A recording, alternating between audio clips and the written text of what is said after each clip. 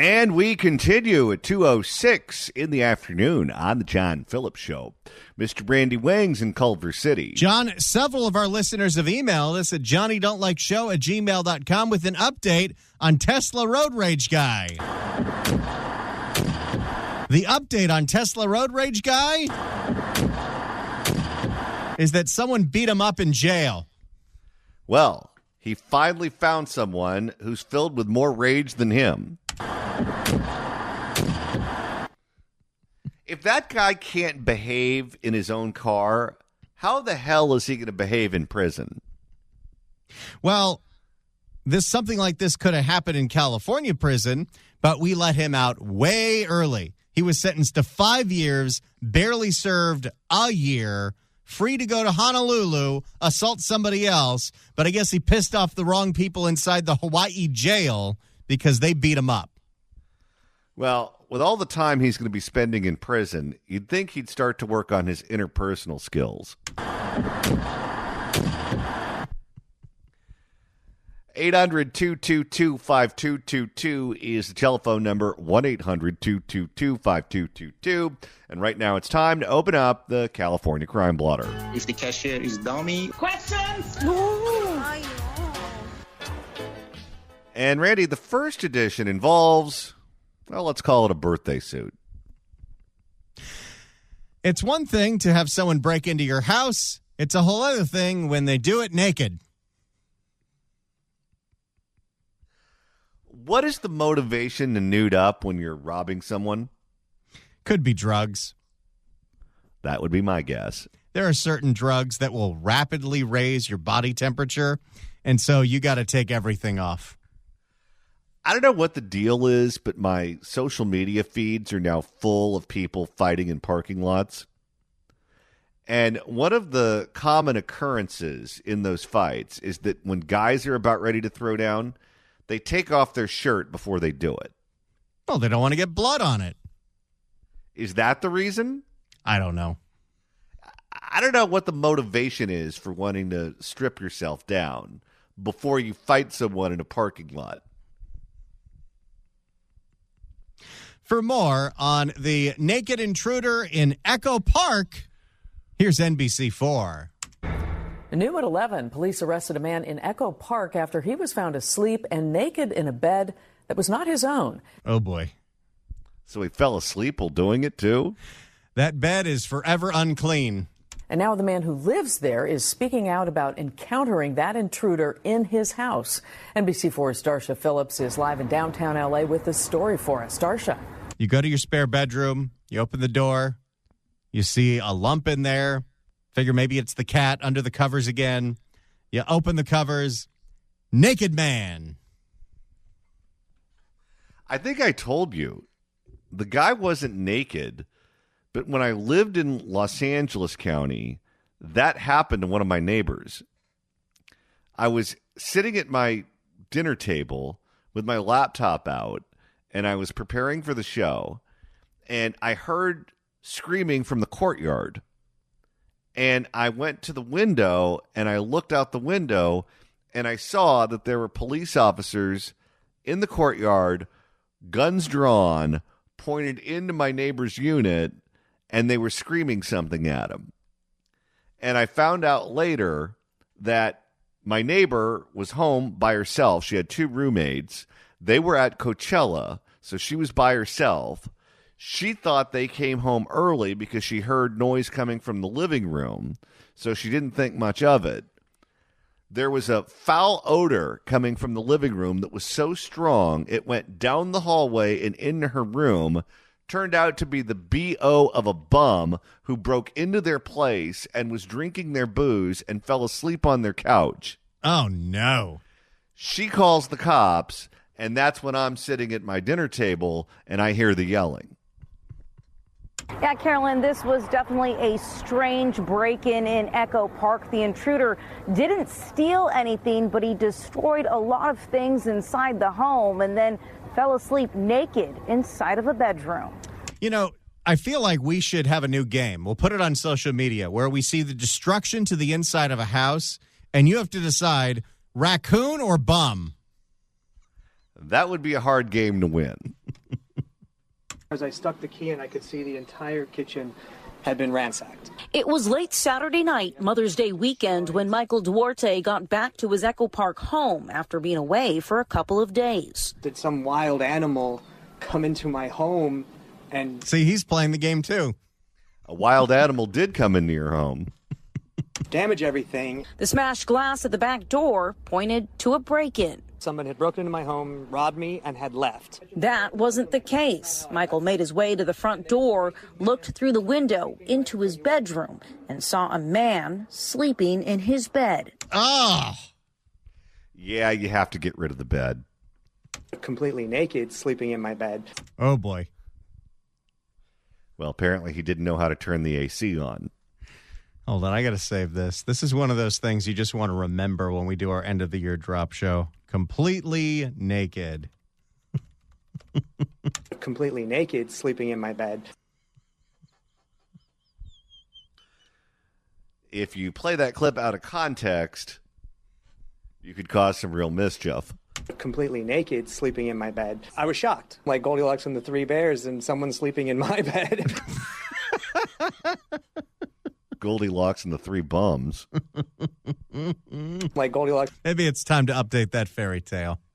Like Goldilocks and the Three Bears, and someone sleeping in my bed, said the little bear. The Ring video captured Michael backing off his porch and telling his friend who was waiting in the car with his pets to call police. When officers arrived, they arrested the man, got him dressed, and hauled him off to jail. Well, that's nice of them. Well, you know why this all happened, Randy. Why's that? The high cost of housing. Of course. He was yelling to me and my friend and also the officers, I'm going to kill you, I'm going to effing kill you. Oh, boy. So he knows where you live, too. You know, I have a new idea because I feel like this problem needs to have a branding issue. It's not fair to just call them homeless because this happened in a district where homelessness is actively encouraged. This is one of Hugo's homies. I'll tell you, it's amazing that the people of L.A. are willing to put up with this. You had an opportunity to vote in Rick Caruso, who would be willing to crack down on this, but you chose Karen Bass instead. Yeah, clap that up. Well, and specifically in Echo Park, what happened in that election in 2022? You had Mitch O'Farrell, who wasn't the best, but saw how destructive the homeless had been to Echo Park Lake, that big park that they just spent a whole bunch of money on revitalizing. And so they cleared out all the homeless and put up a fence, and that park became livable again. And he was punished by his constituents for that, and they voted him out in place of Hugo. So don't be surprised when this is the surprise waiting for you when you come back from vacation. Michael thought that was the end of his wild night. But then he walked into his house. Uh-oh. There's more? Surprise! Be prepared for anything, I guess what they say, right? He wasn't prepared for this. The entire first floor of his home ransacked in the most bizarre way. Uh-oh. Bum or raccoon? I don't know what's coming next, but I have a feeling it's going to be bonkers.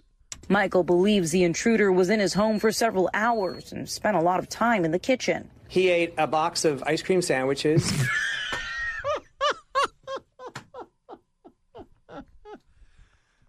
Don't tell me he's lactose intolerant. He ate a box of ice cream sandwiches. He ate Dole Whip, a whole box of Beyond Beef burgers. He stuck in the microwave. Whoa. In one sitting? Also, I don't think he's vegan. He's just eating anything that's there because he's having the ice cream sandwiches and then Impossible meat. When you go to jail, you have to share a toilet in a room with other men, correct? Yes. I don't know why you specifically are asking me like I have knowledge about this, but yes. Okay, so he ate an entire box of ice cream sandwiches, an entire box of vegetarian hamburger, an entire box of Cool Whip, it's going to be a long night. oh my God. He ate a box of ice cream sandwiches. I don't think this guy could live here anymore. No, at that point, you just put it on the market. The whole house is forever unclean. He ate a box of ice cream sandwiches. He ate Dole Whip, a whole box of Beyond Beef burgers. He stuck in the microwave, cooked them, and then ate them. He microwaved raw fake meat. I wonder if there were any condiments. And Michael's stash of chewing gum.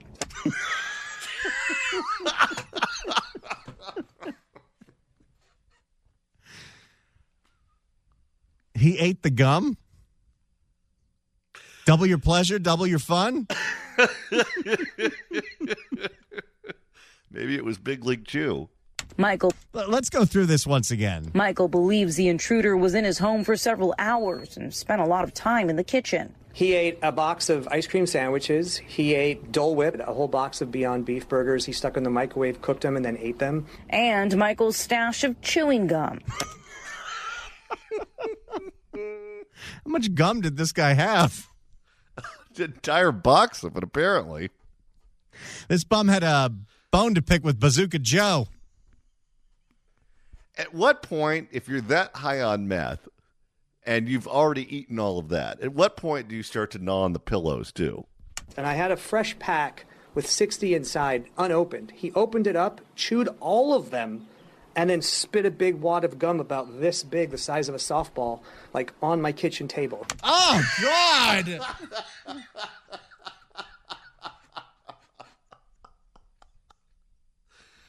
Oh, just another normal day here in the insane asylum. On the back patio, Michael says the intruder used a statue to kill a possum. Whoa!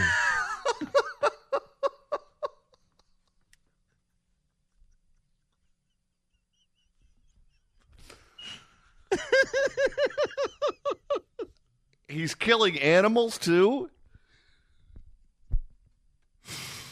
And Michael also found little bags of what appeared to be drugs. You don't say. That's the first part that doesn't surprise me. There's probably, this one got reported and this one makes the news, but this is the kind of stuff that happens all the time when you just openly allow people to do all the drugs they want. Now, here's a question. At the time the man called the police, he wasn't aware of all of this, correct? All that he had seen was that the back door, the window was broken, and so he assumed that he was the victim of a robbery. He did not realize he'd be the victim of whatever the hell you call this. Okay, let's just assume for a moment that the guy was aware of everything that happened in that house before he called the police. What would you do? Would you call the cops or would you just kill him?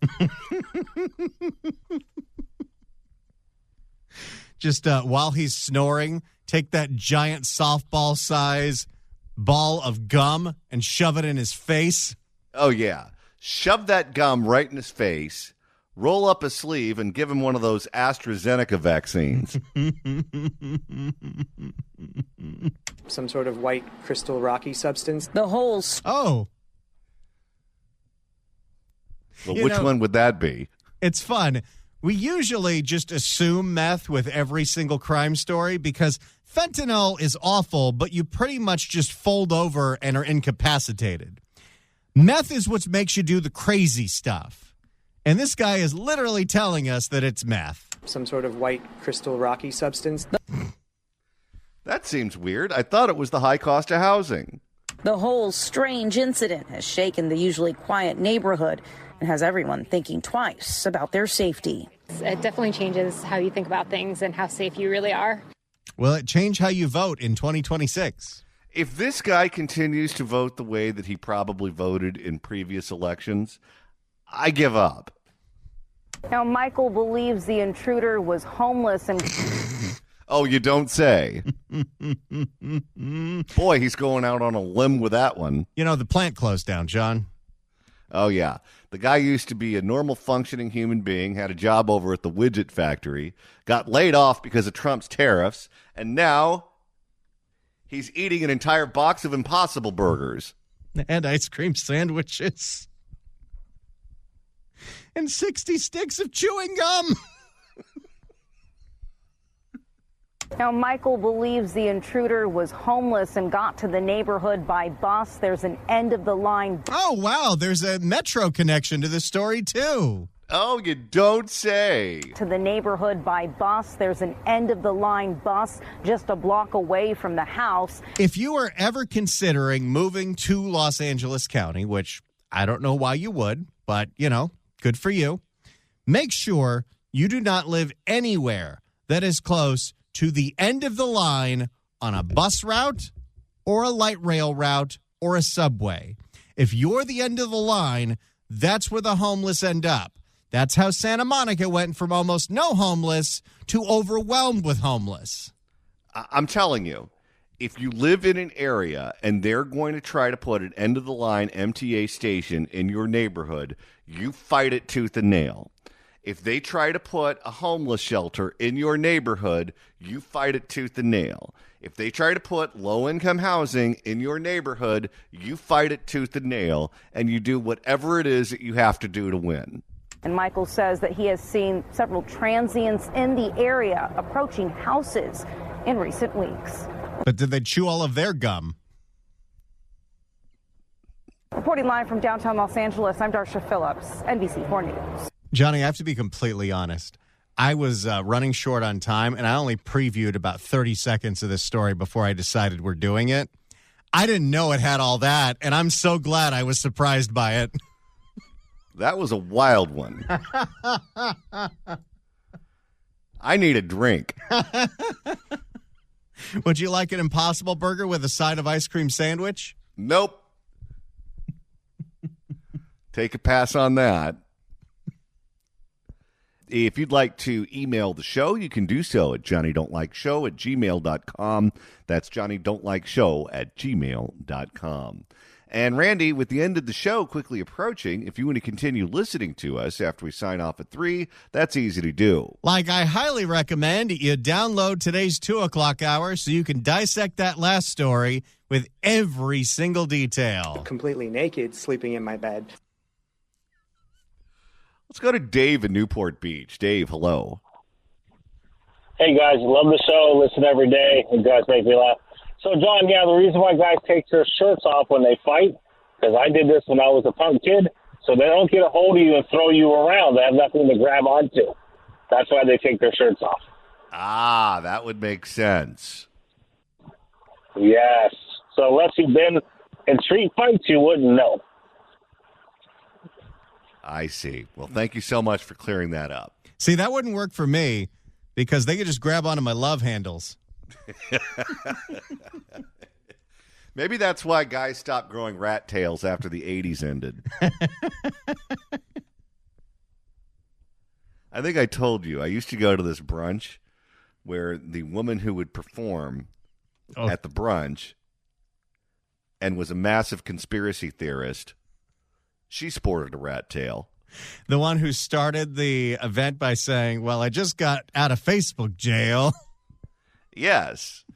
And one of her favorite conspiracy theories that she would talk about as you were eating your eggs was that she believed the Queen of England was the world's most prolific rapist. Oh, my. It's quite an experience. Shockingly, she got canned. And you know, Randy, during the break, I was sitting here marinating in my juices, thinking about that last crime blotter story. It's very rare that the crime blotter stories surprise me, but I do have to say, this is what, May? We're 5 months into the year. That is, without a doubt, the most bonkers crime story we've done all year. I don't know if anyone's going to be able to top this one. Michael believes the intruder was in his home for several hours and spent a lot of time in the kitchen. He ate a box of ice cream sandwiches. He ate Dole Whip, a whole box of Beyond Beef burgers. He stuck in the microwave, cooked them, and then ate them. And Michael's stash of chewing gum. And I had a fresh pack with 60 inside, unopened. He opened it up, chewed all of them, and then spit a big wad of gum about this big, the size of a softball, like on my kitchen table. You know, you listen to an Angel game on the radio, and everything has a sponsorship. First hit of the game brought to you by OG's Pizza. First strikeout of the game brought to you by Captain Morgan. I think we could sell a sponsorship for the California Crime Blotter. Sponsored by meth. Because without meth, I don't know if any of these stories are possible. It usually is the fabric that ties all of these stories together. Oh, yes. Many of these stars of the blotter may not live to make it a second time, but they enjoy their time in the sun while they have it. Against my better judgment, let's reopen the California Crime Blotter. If the cashier is dummy. Questions? The California Crime Blotter is brought to you by meth. If you're wanting to stay up all night and chew on 60 pieces of gum, do meth. I like it. We'd also like a real sponsorship. Sales, wink, wink. All right. The next edition takes us to San Francisco. So Daniel Lurie has been doing an interesting job in his first 100 days as mayor of San Francisco. There's been some huge shows of force from the SFPD, who now doesn't have a police chief because Bill Scott's coming down here to run the LA Metro Community Safety Force. But you saw these big busts of some of the huge drug dens in the Tenderloin and in Soma. And while those have been great and some of the parks are now actually usable by residents, the problem is these people don't go to prison thanks to the judges up there.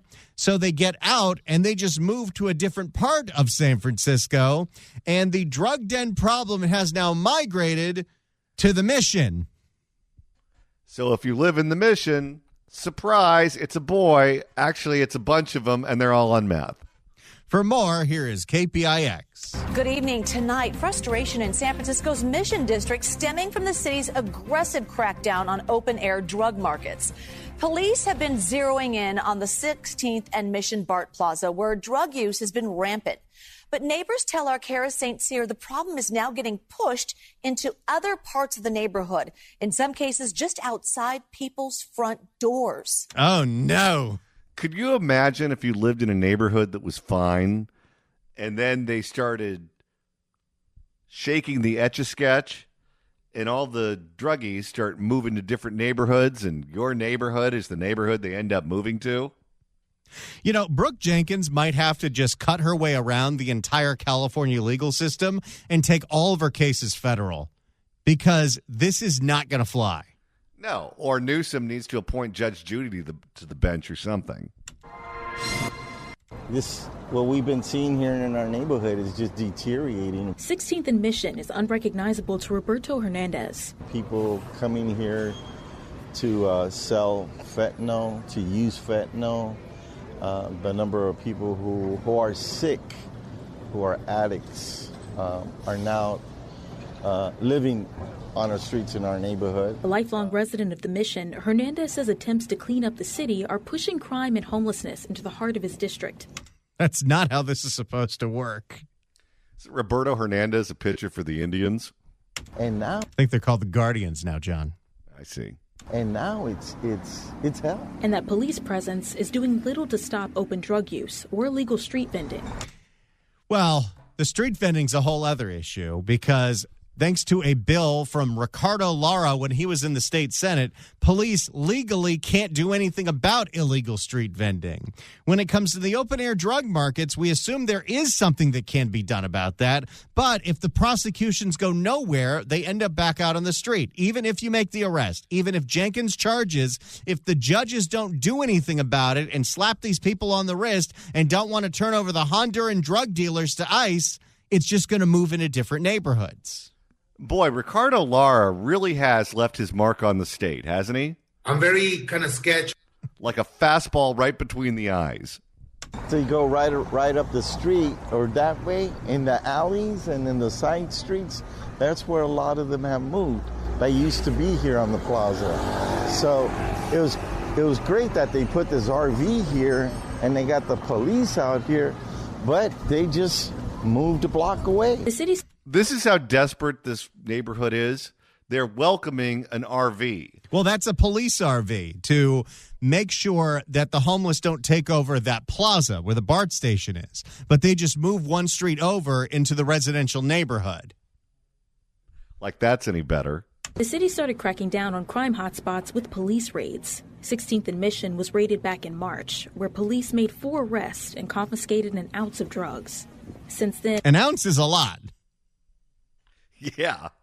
Since then, SFPD added more police presence in the district and placed plainclothes officers in alleyways. Jackie Fielder, the supervisor for this district, says the cleanup of 16th and Mission is her top priority. We reached out to her office for comment, but got no response.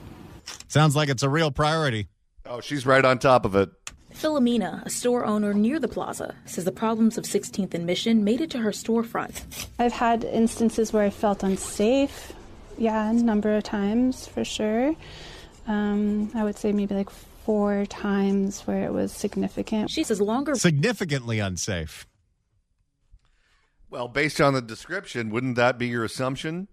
She says longer rehab stays and assistance programs are the only way to address the root of the problem. Well, we did Prop 36, but if the judges aren't going to enforce it, I don't know what to tell you. Everyone thinks about judges as if they're these respected people. Judges are just attorneys in robes. And if you appoint the wrong attorneys, guess what? You get bad judges. I just think it's a systemic problem that the city consciously chooses to ignore. Hernandez agrees. Take them and be compassionate and give them some love and help them save lives. Of a community he believes is hanging on by a thread. It's very interesting because you go across the bay and the sentiment from the residents isn't, oh, we need to help these people. It's wide support for Matt Mahan's proposal to arrest them. Oh, believe me, if I lived in that neighborhood, well, I have no compassion to begin with, but I would really have no compassion if that was at my doorstep every single day. And there is no compassion letting somebody who's doing these debilitating drugs to do them day in, day out, every single day. That's not compassionate. No, but I have a different kind of no compassion. There is a business in Orange County that is facing a lot of challenges right now due to the OC streetcar project. A project that was supposed to be completed 5 years ago. Are the same people who are running the bullet train running that project? Actually, it's possible. For more, here is KCAL in Los Angeles. Orange County transportation officials say its new light rail will be on the street by this time next year. They've been saying that every year for half a decade. Why change? But as KCAL News reporter Rena Nakano explains, some business owners say they need to see it to believe it. Downtown Santa Ana during the day is sleepy at best, but transportation officials are hoping a new $650 million trolley system will change that. That's a lot for a trolley. Yeah. What did Walt pay at Disneyland back in the 50s? Well, and this is a train that goes from Garden Grove to Santa Ana. Wow. My hometown. Last week, OCTA unveiled the new OC streetcar, which will travel along a 4-mile route from Santa Ana to Garden Grove. Wait a second. $650 million to go 4 miles? Santa Ana to Garden Grove. Okay. If anything, it should go from Garden Grove to Anaheim, because a lot of the hotels for Disneyland aren't actually in the city of Anaheim.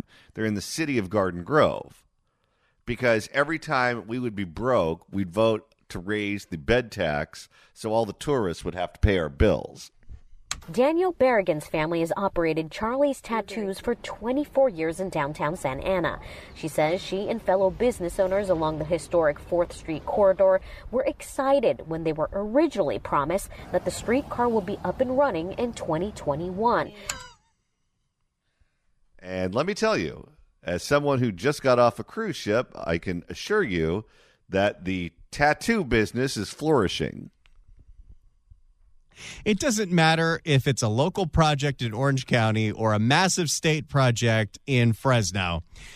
This state cannot build transportation projects. They can't build them cheaply, and they cannot build them on time. This would be the one tattoo parlor that goes under. But the rest of them, they're booked out like a Michelin star restaurant. But she says every year has been a letdown. This is going to be, I think, an exit point of the trolley. So we'll get that foot traffic in, but when? Wait, so your whole business plan now is anticipating people getting on a trolley in Garden Grove, ending up in Santa Ana so they can get a tat? I guess she's trying to be optimistic. Construction began a few years ago. First, she says they took out the parking spaces in front of their shop. Well, now you where are they supposed to put the motorcycles? Then they built a stop, which they covered with wood panels and a fence. As you could see, the trolley is right here, and we're all gated. So anyone who's driving, for example, this car here, he doesn't see what's going on. He doesn't know that we're here, that we're existing. That's a potential person that could be getting a tattoo. Oh, yeah. You know why, in part, the tattoo business is getting better? Why is that? Because the canvases are getting bigger. She says they lost countless potential customers because people can't find them, people can't park, or people think they're closed. Well, and now that everyone's on Ozempic, they're going to have less room for tattoos. So to get better street recognition, she tells me they had to purchase these banners and put it on the gate themselves. Tattoos in here. We're open. Behind the gate. The only problem is it came out of their pockets, at least $2,000 a pop. Thankfully, her father, Charlie, also designs clothing and sells other goods which help them stay open. OCTA says within the next few weeks, they'll begin test runs on the old Pacific Electric rails near Riot and Santa Ana Boulevard. This project was supposed to be completed 5 years ago. And I'm sure they'll find excuses as to why it's going to continue being delayed. They anticipate the OC streetcar will be in full operation by spring of 2026. Berrigan says it can't come soon enough. Let's hurry it up. Let's get it done. In Santa Ana, I'm Rena Nakano, KCAL News. There you go. A tattoo shop owner in Santa Ana can't get anyone to come to her shop because they don't know that she's open because of the never-ending construction that's going on for the OC streetcar. Now, I don't want to be the bearer of bad news, but there are tattoo parlors in Garden Grove. I have to find the story. Maybe we'll do it later this week, but it's something I downloaded earlier this year. There's a tattoo parlor in Fresno, and they had a shop for a very long time, and they were actually where the High-Speed Rail Authority was going to be building one of their big stations, the big downtown Fresno station. And this guy thought, this is going to be great. I'm going to get so much business. So many people from Merced are going to stop by and get a face tattoo. Well, that station has been perpetually under construction for about a decade. And debris has flown into his shop. He actually cannot operate the tattoo equipment safely because of all the dust that ends up in the shop that could get under somebody's skin. And to think, that man thought he'd have a villa in France by now because everyone in Fresno would have a tattoo from his parlor. If the cards went his way, no one in that entire city would be able to be buried in a Jewish cemetery. What does it say about the state of public transit that the big commerce that's at some of these rail stations, whether it's in Fresno or in Santa Ana, is tattoo parlors? Well, out in Wasco, where they say the train's going to go to, I think the big employer out there is the prison. It is. We live in quite a place.